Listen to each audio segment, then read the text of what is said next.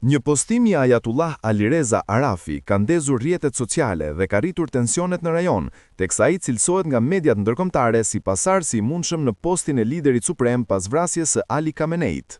Përmes platformës X, ai ka shkruar në anglisht: "Këtë natë bota do të dëshmoj fundin e arrogancës së sionistëve", duke shoqëruar deklaratën me një video ku shfaqet një raketë balistike për masave të mëdha.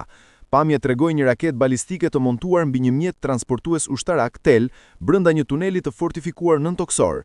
Nuk jipen detaje mbi vendodhjen apo kohën e regjistrimit, por publikimi i saj në këtë moment po interpretohet si një sinjal force në kulmin e përshkallëzimit mes Iranit dhe Izraelit. Deri tani nuk ka një deklaratë zyrtare nga autoritetet iraniane që të konfirmojnë nëse videoja lidhet me ndonjë operacion konkret ushtarak apo është thjesht një mesazh simbolik paralajmërues.